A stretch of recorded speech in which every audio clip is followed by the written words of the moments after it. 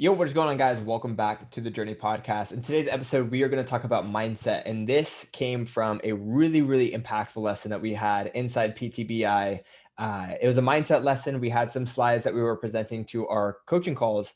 And then after we kind of broke out into mindset, breakout sessions. And we essentially went one by one to each client and asked, what's the biggest limiting belief that you're facing with your business? And what is the one mindset block that's holding you from taking the next step forward? And we learned a ton. We learned a ton, and it was a very, very powerful lesson. But essentially, what we learned was like your mindset and your ability to overcome your limiting beliefs and overcome your, what's holding you back all comes down to the stories that you tell yourself inside of your mind. You see, when it comes to, life, right? This is like bigger than business. This is just life.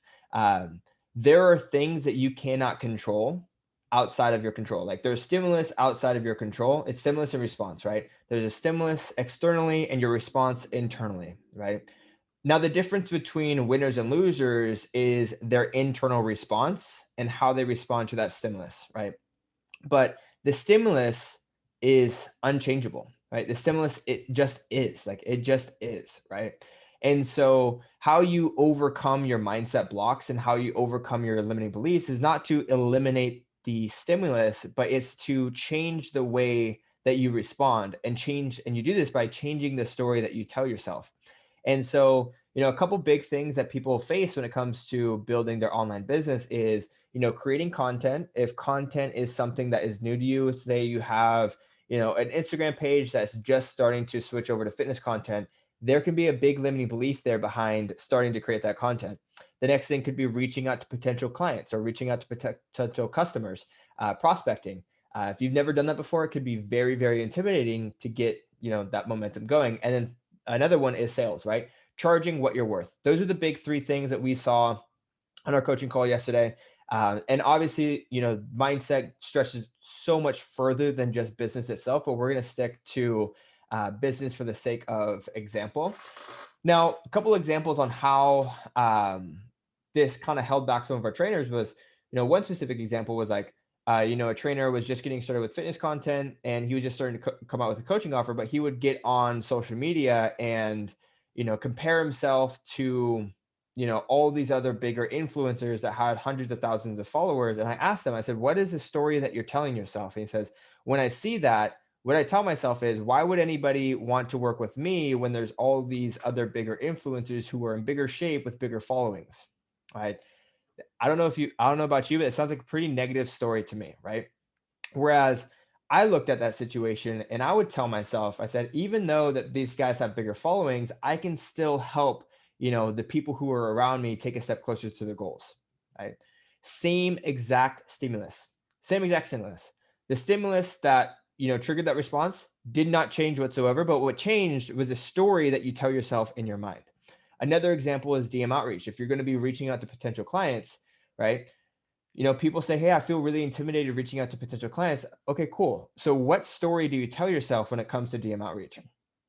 I don't want to come across as super salesy. I don't want to annoy people. I don't want to, step on anybody's toes. And, I just don't want to be seen like that. Right.